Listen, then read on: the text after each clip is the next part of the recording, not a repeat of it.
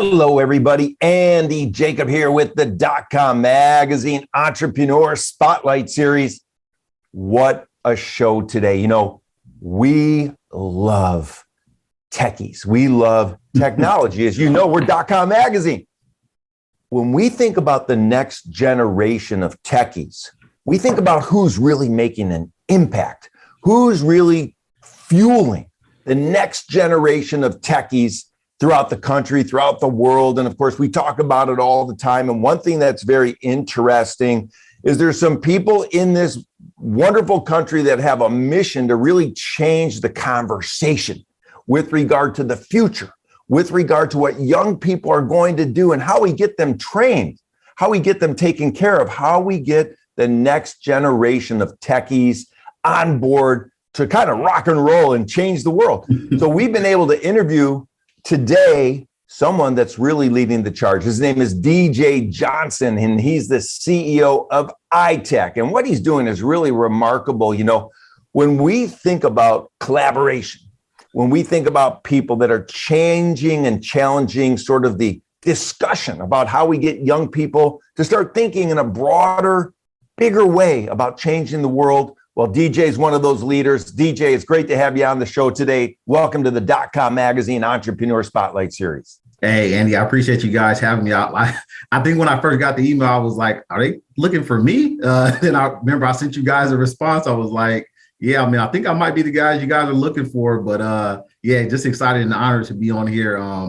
Excited to share my story and just really, really grateful to be on this platform, man. Can't say it enough.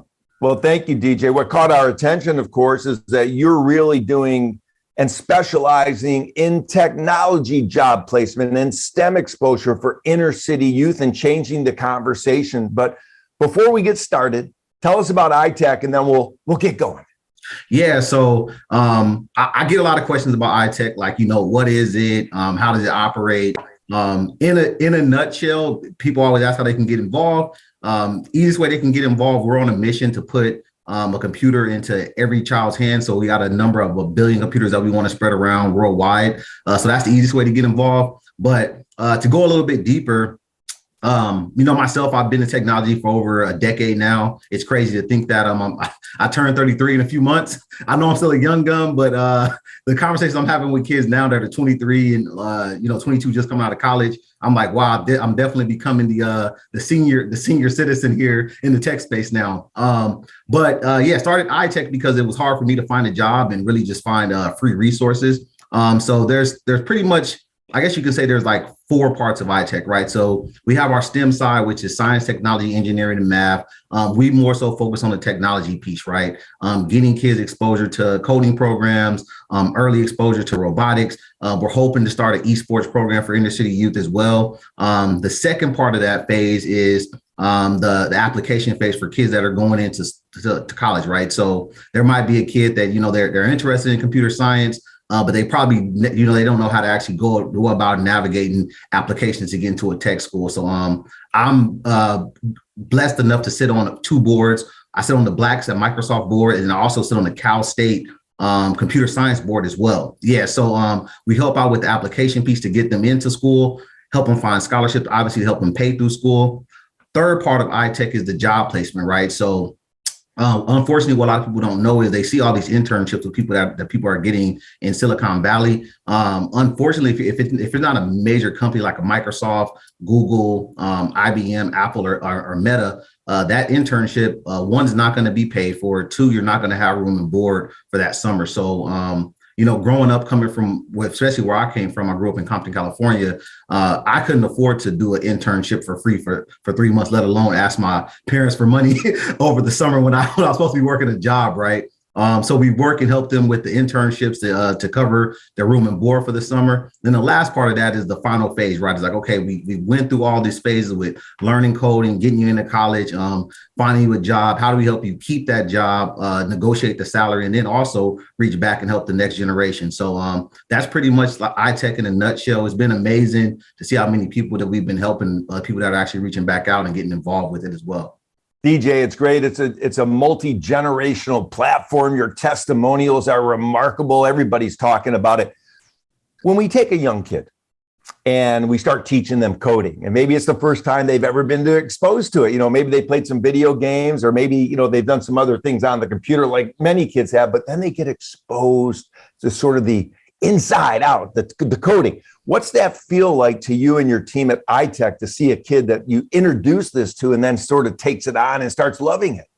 Yeah, that's a great question, Andy. I think that's one of the biggest reasons why I got into it, right? A lot of the kids that I deal with, growing up, you're given pretty much like two options, right? They're like, hey, we'll give you a football, basketball, a microphone, or sometimes the worst case scenario, a gun, right? So to be able to put that laptop in front of them and say like, hey, here's a valuable option for you. And then we're actually able to pick up the phone and be influential in their life, with whether it's getting them on a robotics team or having them go out to a Silicon Valley campus like a Microsoft or a Google.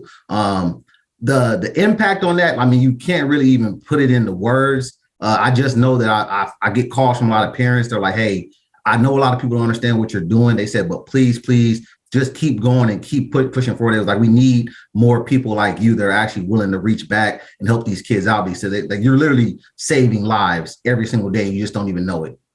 Yeah, that's so fantastic. You have this big mission that you want a piece of technology in the hands of every single child throughout the world. I mean, that's fantastic as well.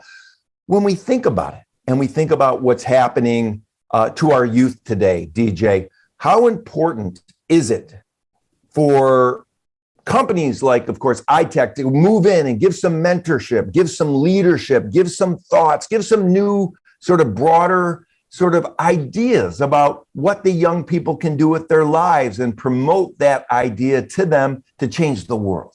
Yeah. So I think if you look at, ITech and, there was a huge conversation around diversity and inclusion. It's still a big conversation. I was actually just watching CNN this morning, and the minority leadership numbers came out for the big tech companies. I believe Microsoft was at 5% leadership. Google I think Google's at 3%. And then the other company, I think might have been Amazon, they were at 2%. So when you start talking about what we're doing and how influential it is to have those conversations with these youth, I found there's a lot of kids that are interested in technology, whether it be coding, programming. Someone like myself that knew, hey, I got a business acumen, but I probably really don't know if I want to do coding, but I do want to do sales. We lose a lot of those kids along the way because, one, they're the only person in their field, in their class, and then two, they're probably the only person of color in their internship program. So when you look at ITech, it's kind of a place where they can go, they can network, they have a family, a support system, and then someone like myself, I went up through the ranks. I've worked for several of the big five tech firms in Silicon Valley. So not only had to get there, but to stay there. And then once you're there, how do you actually move the ladder and make that impact? Because it's a little bit more than what you're doing in your day to day. What are you doing outside of your typical career, 9 to 5, and what people call it, to help drive that impact back toward the company that you're working for? So one day you can kind of spin off and do your own thing eventually. Yeah, it's so powerful. Let's talk a little bit about the nuts and the bolts. Let's just say there's a young man or a young woman or a young boy or a young girl that connects into the ITech platform, and someone in the community has heard about it, and they want to get a laptop and they want to start learning this wonderful coding opportunity, and then ultimately move into the big five and actually have a career in this sort of space, which is remarkable. How does ITech step in? I mean, do you give them mentorship? Do you give them a teacher? Do they go online? How do they learn how to do all of this great programming that you're teaching? Yeah. So the nice thing is, I think being a tech guy myself, so, working at Microsoft and working on the cloud team, I'm really big on infrastructure, right? So I know what I don't know. So when it comes to like coding, there's all different languages, right? You got Python, Java, JavaScript, or you got R, you got Go. I don't know all of that stuff, right? But what I've been able to do with ITech, we've been really strategic with the people that we do partner up with. So, perfect example, we had a kid last week. He just graduated from, I believe it was UCLA. He was having a bit of a trouble just kind of finding a job. He was a coder and a programmer. So I spoke with him. He went through our questionnaire process. We screened him. That's something that I kind of learned too along the way. It's like, obviously you want to help everybody, but you can't. So I'm really, kind of like keying in and strategic with who I spend my time and who I help out. Was able to put him in front of the right people on our engineering side of the team, and they kind of walked him through what an actual software interview looks like, what you need to practice on, what are your projects looks like. So it's funny because everyone thinks there's like one way. I'm like, hey man, there's many different ways to skin this cat. There is no blueprint, but I think the best thing about ITech is whatever you're looking to do, we got the resources for you. If you want to become a coder, great. If you want to become marketing, great. Finance, tech, sales, we got everything for you over here. And you just come over here, we can find a place for you to help you get that career going. I love it. It's such a passion that you have to help so many different people. Of course, when we think about it, you're a nonprofit and you're raising money as well. And that's another part of the business that's so interesting. But the one thing that you're known for, DJ, is your attention to detail. And you love helping your clients, by working with them to get them from point A to B, from point B to Z and X, Y, and Z, and all the way through the process, whether you're starting with them younger or in high school or in college or even after college as well. And, there's so many benefits to working with your team.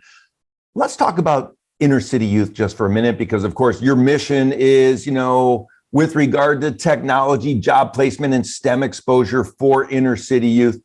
When we think about it, not only inner city youth, but all youth these days, they're bombarded with social networking, and there's bullying online, and there's options, and there's bad things, and there's good things, and there's great things, and there's terrible things. There's this whole sort of umbrella of things that, people, can unfortunately or fortunately get involved with in a powerful, positive way or a negative way.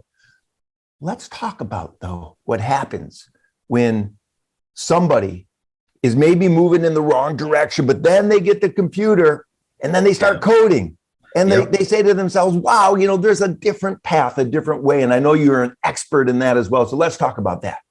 Yeah. So oddly enough, man, like to hit on your point, it's a nonprofit, right? So I remember the first computer drive I did down in Watts, California. I don't know if you're familiar with Los Angeles area, but South Central LA. Watts is the part where they call it jungle. So it's like one way in, one way out. We did a computer drive down there, handed out about 50 computers to kids. And it was just amazing to see the looks, one, on the teacher's face, because I think they were surprised that we actually came through with it. Went down there. Unfortunately, with like nonprofit, our budget is really small. So we didn't have a camera team. I should have gotten my iPhone out to record it, but I was doing it out of the goodness of my heart. I had met one of the kids' mother, and she was like, hey, this would be great for you to come out here and get involved. So saw a need, jumped right in. But to fast forward to today, like I think 2 of those kids they're fully inside of robotics. There was actually a teenager who was I think he went to community college. I believe it was El Camino Community College. Now he's ended up going up over to USC to study computer science full time. But I think the biggest thing is, man, it's just the option, right? I think, a lot of times when you look at these youth with them being on their phone all the time, the bullying, all that stuff is major. But when you talk to a kid and you can actually show them proof and receipts of what you're doing, and then you're actually there in person, you're not in a suit. You're not talking all proper. My hair is just like theirs. I think that helps out a lot. They're a little bit more receptive to it, right? So, we get a lot of kids that, they come back and they're like, parents are just super thankful, but more so the kids are just like, man, this is really, really cool to know that I can do something outside of just playing sports and stuff, man. Because I know for me growing up, it was like, pretty much NFL or bust. And I mean, obviously, I'm a data statistics guy. Numbers don't lie, 1%. So like, hey, if you get 10 people in a room, only one of you guys are going to play the NFL. What about the other 9 guys? Doesn't mean that you're not valuable. We just need to find you a valuable skill set so you can actually capitalize on it. Yeah, and those 10 guys in the room would have been the all-state guys, and only one of those all-state guys make it up, and maybe 1 in 100 make it to college for a scholarship. DJ, I know one thing you love. Robotics. I mean, you brought it up a couple times. You see a big picture with robotics. Where does robotics go from here? Do we obviously need a lot more technologists that are into the robotics space. That's one thing that you're doing at ITech is exposing the younger people to robotics. Let's talk about how robotics fits into the whole program here. Yeah, so I think the thing about robotics is what I've learned. It's one thing for kids to get on a computer and start learning, coding and things like that. But the nice thing about robotics because kids' attention span is super short. They're hands-on with it, right? So they're building up cool things, they're able to create things. But the nice thing about that, to kind of fast forward and parlay, you're looking at the students that I'm helping out and early career professionals that I help out. Most of the skill set is needed on the cloud, artificial intelligence, and machine learning side. All of that stuff ties back in with robotics. So the nice thing that I see fit, as far as kind of like, if you get on that path early enough, there's going to be a skill set that's going to be needed for all of these companies. If you're looking at companies now that were pretty much like on-prem, all these data centers, that stuff is going away, man. Everybody's moving their stuff toward the cloud. So if you got a skill set and you can understand that artificial intelligence and machine learning, man, you'll never be hungry. You'll never be without a job. You'll always have a career. And who knows, like with the way things are going now with COVID, I think it's going to be even more prevalent that you got that skill set to understand the cloud computing and robotics side, because yeah, I don't think corporate America is ever going to look the same ever again. Yeah, that makes sense. Of course, when I click around on TV, of course, I go to the .com magazine entrepreneur spotlight show first, but I love the show where they have those robots battling each other, and you have the young teams that just take such great pride in what they've built. And, that's an entree into learning more about what's going on in the world. I'm sure many of those young people that really didn't think about sort of technology as a career after they helped build a robot and they went to the robot wars and they, battled in those wars, that they become much more engaged and they become, leaders in sort of the tech field. Now, DJ, when we think about it and we think about what you're doing at ITech, I mean, it's remarkable. One thing that's interesting is I know that you've had some mentors along the way in your life. How important is it for the people that you're teaching, whether it's the inner city youth or the people in high school or college or the people you're helping get a job or an internship? How important is it for them to have mentors to get to where they're going as well? Yeah, no, that's a great point, Andy. So I got to give my mentors a shout out on here. So Jason Carter, he's actually one of the first people who gave me my first job. Joe Perino actually gave me my second chance. So those two guys, I wouldn't be sitting in this chair without them. But yeah, man, I mean, I tell everyone all the time, I'm like, hey, I'll give you guys anything and everything you need. I'll go out here. I'll go find funding and stuff like that. I said, the only thing I ask is, one, for you guys continue to push the mission forward. But the second part is make sure that you reach back and you help out someone as well that reaches out to you. But that mentorship is key, right? I mean, like I tell everybody all the time, you don't know what you don't know. And I think the biggest thing is that I see people that either like fail or wither off within the space. They're trying to do everything on their own. I don't know why people try to do it nowadays. It might be because of social media. It might be ego and pride, but you can't go this fight alone. And especially with working in, most of the people I deal with, they work in big tech, which is like, cloud computing, Netflix, Meta, Google, Microsoft, like the big enterprise companies, right? You can't know all that stuff by yourself. You have to have people that you can get in a room with. Hey, did you hear this when we were in a meeting? Did you see this? Have you experienced this? So just really having that tribe, I like to call, like having that tribe, and they don't have to be necessarily older. Some people could be younger. I got mentors that are a little bit younger than me, that are on different verticals in the industry, and I talk with them all the time about different use cases, things that are going on. But that's the pulse that you need for your career. You got to have that tribe. If you don't have that tribe, you're going to end up failing very, very fast. I love it. It's about the tribe, of course. And one thing you say all the time, DJ, which we love about you, is you say helping you find your way to Silicon Valley. That's what you're doing. You're helping these people find their way. And you have this other saying that you say, which I love, is this is why we tech. So Let's talk about that just for a second. Why do we tech? I mean, let's talk about it, because it's not just about someone getting a good job and being able to, go to work and have a wonderful job experience. It's about changing the world. In what way do you see technology improving the world that we live in? Yeah, I think that's a twofold question for me. So one, I think it's obviously going to make our lives a lot easier. It's going to create more jobs if you have that skill set. But the second thing is, me coming from, single parent household, I was fortunate enough to have my dad in my life. He raised me as well. But I think about just generational wealth, right? And the wealth gap in the Black community. So talking about this is why we tech. The reason why ITech is for legacy and generations, right? Generations to come. I know there's going to be people like myself that have to be in these rooms and be in these seats that can help us obtain more jobs, but also, kind of open more eyes and just have the open conversation. Like, hey, hey, like, why are the job requirements so high? I think you doing too much box checking. I think you might be a little bit biased on the testing and things like that, right? So like just really teching for me is like, I tell everybody like, I love your slogan. Like, what is it? Like, your why could be different, right? Your why might be, hey, I want to be the first person in my company, family to have a corporate company job, right? So everybody's why is different, but the great thing is it's all relatable because I think we all get up every single day, we do what we do, but there's a reason why we do it. And that's kind of where that slogan came from. And like I said, my slogan is definitely, and my mission is, generational wealth and legacy for not only my family, but for generations to come. Yeah, that's powerful. That's a great way to give back. Of course, the website is ITech0.com. And you have a great story about that. So let's talk about that. How did you come up with the ITech 0? What does that 0 mean? Yeah, man. So I'm very, if you haven't noticed, I'm a very ambitious person. I went to business school over at Georgetown, so I should be a little bit better than that. They always tell us to, what's the cut once, measure once, measure twice, cut once. I'm probably the opposite. I probably measure once and have to cut twice.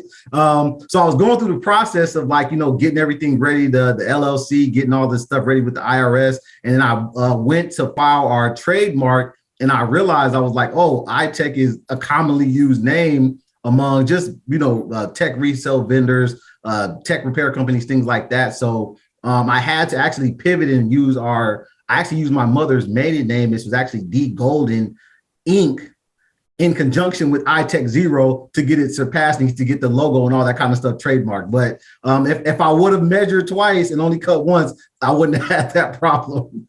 That's a great story for the entrepreneurs watching the show. Your professors at Georgetown are probably very thrilled that you made that pivot at the last minute. But of course, when you start a business, you have to start it right. And that's exactly what you did. You did your due diligence. And when you found something, you pivoted real quick, which is the sign of a great entrepreneur. Now, we mentioned it earlier in the show. Before the show, you've got a banner behind you. It's a Ravens banner, and it's a football banner. Of course, I love football. Everybody that watches the show knows that I love college football, pro football. I don't care if it's high school or peewee football. I love football. What can you take from, sports that you've learned from sports and bring into the entrepreneurial journey that you've had? Is it about, keep on going, get to the 99-yard line, and then push it the extra yard to get in the end zone? What types of things can you learn, or did you learn from sports that you brought into your entrepreneurial journey? Yeah, I think the biggest thing, and I think it's even more prevalent now, I think everybody wants to be an entrepreneur, right? Like everybody wants to be, the Elon Musk, the Jeff Bezos, the Mark Zuckerbergs. But the conversations that I have with people and what I really took from sports is, there can only be one quarterback. Then there's a backup quarterback, and then you got one or two or three wide receivers. So everybody has a role to play. And I always tell people, it's like, hey, there's nothing wrong with being, the right-hand man to Elon Musk or Jeff Bezos, because you're learning just as much, you're going to make just as much, and then the people that you're going to be able to impact is going to be just as great. But sometimes it's just not your time, right? And I tell everybody, like, if we had everyone in the world that was Jeff Bezos, there would be no Amazon. You got to think about the way Amazon runs, even the company of Microsoft where I work at. Like, we got over 300,000 employees. We only got one CEO. And I think people don't think that and realize that. And I think they get so caught up on, I call it the pizza method. It's like, if you order a pizza and you try to roll that whole thing up and eat it all at once, you're going to get a bit overwhelmed. But if you break it down slice by slice, you'll be able to eat that whole pizza within 15, 30 minutes, depending on how hungry you are, right? But I think people don't realize that. I think they get so caught up in trying to get everything all at once. And it's like, hey, you know what? You might have to work at a Microsoft or a Google for 10 plus years to learn the skill sets you need to go off to be that successful entrepreneur and run your own company. But you're not going to come out and be the Microsoft or Metas of the world right away. You got to pay your dues, you play your role, and you learn, and you can win championships doing that too, right? Like, but I think a lot of people are so caught up in being the man or woman right now that they miss out on a lot of opportunities. Yeah, that's great advice. Of course, when you're the backup quarterback, if you don't practice hard during the week and you get up on Sunday and you're ready and something happens to that starting quarterback, you go in. If you're not well practiced and ready to go, bad things happen. So what you're saying is always be ready, give it your best, no matter whether you're the CEO or somebody in a C-level suite or even a salesperson or a marketing person, no matter what you're doing. Be the CEO of your role, man. Be the CEO of your role. And I love that. Always be great. Be the CEO of your role. And of course, I can see, DJ, you're writing a book and you're going to call it the pizza method. I mean, I love that so much. That's fantastic. Listen, DJ, before we go, and thank you so much for cutting some time out for me today. I want to give back to the younger entrepreneurs before I let you go. So we have a lot of younger entrepreneurs. They watch the show. They haven't worked at all the big tech companies like you have. They didn't go to Georgetown. They're trying to put their business together. What can you say to the younger entrepreneurs that are hitting a roadblock? Maybe they're hitting a pothole in the road, maybe a wall they can't get through. As a fellow entrepreneur, maybe you could give some insight about what it takes to power through those tough times. I would say don't reinvent the wheel. There's a quote, and I'm probably going to hammer it right now. I don't know it exactly, but there's a quote that says, the only reason I'm here is because I stood on the shoulder of the giants before me. So I think, if you're an entrepreneur and you're getting stuck, you got competitors, so successful competitors. So kind of learn from what they're doing. Obviously, you can put your own wrinkle in there, but success leaves clues. So if you follow that blueprint of what they're doing and what they have done, and obviously they'll have mistakes, you can kind of pivot off of that as well, right? If you're smart enough and you're a successful entrepreneur, but don't get so caught up on it's my way or the highway. Because I think I've had businesses that failed because of that. And had I been able to just take a step back, look at what some of my competitors were doing and kind of like not ask them for help, but okay, I see what they're doing. This is what I'm doing wrong, and be able to kind of copy that blueprint. Man, I think that makes the whole world of a difference. Because I see a lot of people that they get stuck in this cycle of trying to do things their way, and they think like, "Oh, I want to change it." It's like there's no need to change it. Like the success is already, the blueprint's already there. Just follow it.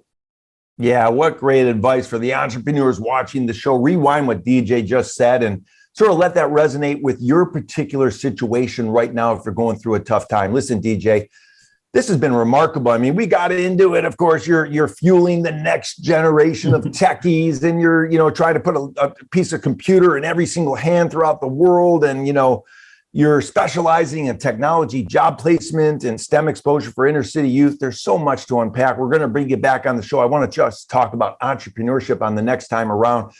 But of course, if you're watching the show and this resonates for you, reach out to DJ. He's always available. I mean, we were able to get through after multiple times, of course, to talk to him and bring him on the show. And I'm sure he would love to talk to you. I mean, he can talk about tech all day long. So DJ, thank you so much for coming on the .com Magazine Entrepreneur Spotlight Series today. This has been absolutely awesome. Hey, appreciate you guys having me, Andy. Keep doing what you're doing.